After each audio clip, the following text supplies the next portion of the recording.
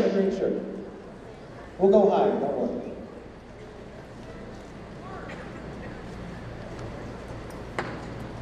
My name is Paul Mimo. I'm a small business owner here in Bakersfield. Can you tell us, Congressman, where in the Constitution of the United States it says it's the federal government's business to handle our health care?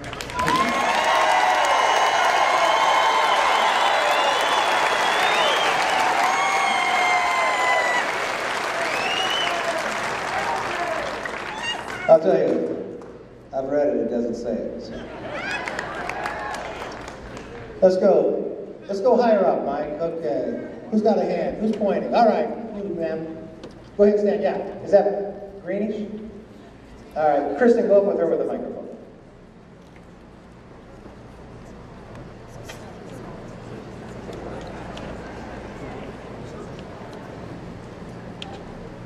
Hi, my name is Kitty Birchtold. I'm a public health nurse here in Kern County.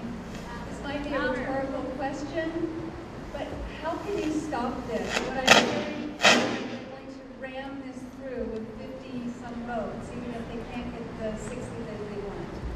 Okay, the question was, one, thank you for being a nurse. Two is, we're working on that. How can we stop that? You know what? You're stopping it right now.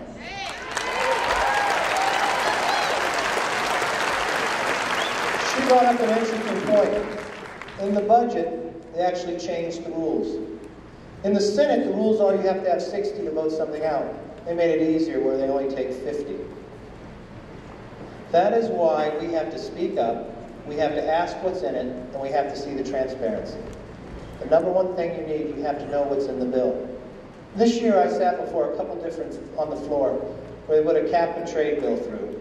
We went into Rules Committee at midnight, the 300 pages change, came out at 3 a.m., and we voted on it the next morning when members didn't even have it. Because why? We're going on break before the public got home able to see it. That's not right. All right, let's pick somebody. Let's go high up. All right, you in a tie. Go ahead. I think he's our best dressed constituent. We can't hear you. Is the mic on? My name is Richard Douglas in Fonte. I'd like to go back to something you said. You said that, quote, I believe in the free market. Quote, Alan Greenspan, former Federal Reserve Chairman, not the mess. And he said one thing about the big economic meltdown that he went through. He learned, Alan Greenspan, he learned that the free markets are not free. Congressman, we need to promote the general welfare of the United States of America, the citizens and the United States. Congressman, our companies can't compete. We can't compete if health insurance is a standard workplace fringe benefit. Congressman, as you know, all around the world, other companies are not hampered by paying part of their compensation as health insurance costs. We have to get rid of this system. I say to you, Congressman, what are you doing to get rid of this system where people in America... Well, thank you. I guess your question is, what are we doing to make sure we're competitive? Well, first and foremost, I'm trying to devise a plan that doesn't go tax the businesses more. Because you know what? 5% top earners of this nation pay 70% of all the taxes. We're now at a point where 47% of all Americans pay no taxes into their government. You can't put that on the backbone of the economy of where we're going through. So I'm trying to lower the cost of health care where we should compete. I'm trying to let people keep more of what they earn. If this bill passed, in California, the height you'd pay 56% of your taxes, higher than Sweden. Each and every day when I go on the floor, I come from owning a small business. I understand when you hire somebody, you pay as much in Social Security as they do. We have to be able to compete, to be able to go forward. This bill takes us backwards. Yes, sir. Hawaiian shirt? Is that a Hawaiian shirt? Go ahead. Blue? Yeah.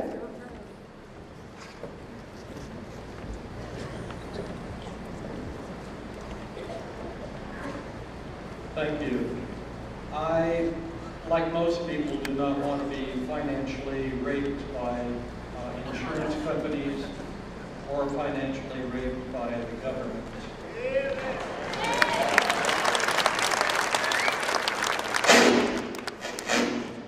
I want to see the best parts in insurance put together so that instead of throwing everything and starting with a Soviet Union type of health care, I want us to take the best parts, such as competition will weed out the insurance companies that want to rape us financially. Competition will then bring the best companies to the forefront that will help us, including already pre-existing conditions. And this, by letting the competition take place, will lead us to the best performance we can get in insurance care for every living human being in the United States. Okay, well, I agree with you. I agree with you. All right, we went higher. Let's go lower. Anybody have a problem? Yes, ma'am. Go ahead. In the white shirt. I apologize. Cindy Miller, Bakersfield. My friend is in the insurance industry. She said that federal insurance always supersedes state. State insurance laws always supersede local. Even if you get back to Washington, can you say with certainty, yeah, we can make sure we can break that monopoly and let states handle their own laws governing their own insurance industries? The question is, can I say with certainty I can break that? Knowing the people I serve with, no. But I can tell you where I would go. The one thing that's going to happen in healthcare, though, we have to open up the competition. We have to open up the states. It will drive the prices down so people have better choice. Look, the healthcare I'm provided is to every federal employee. It's not a public plan, it's a private plan. Federal government, all of you, pay for a certain percentage, 72%. Judy and I pay for the other, and we're able to select each year. Now, what we go to select on right now happens to be certain things we look at. Not about us, but about our son Connor and our daughter Megan. We first let, is the pediatrician cover? Then I go back and I try to look, does anybody have dental and would anybody cover braces? But nobody does. So. But later in life, we're going to ask for something else. Later in life, we're going to look for other options. The greater the options are, the more choice we have, the greater empowerment we have, the more the price will come down, the more we can be able to take care of people. Now, I've kind of ignored the middle here, so yeah, go ahead. Yes, you in the back, go ahead. Hi, my name is Ralph Robles. Okay, hold on, the microphone's coming to you. My name is Ralph Robles. I'm a Vietnam vet.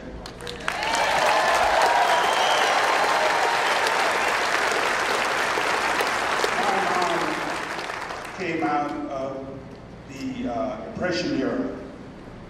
She suffered through the Second World War, like her generation.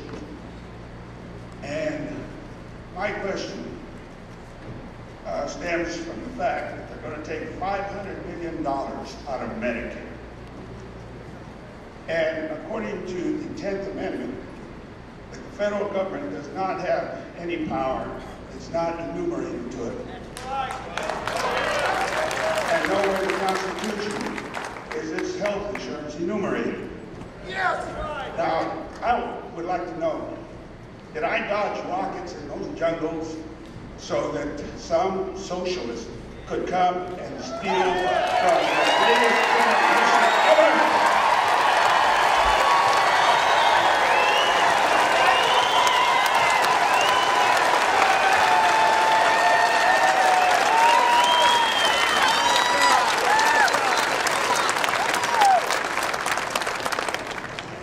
First, thank you for your service.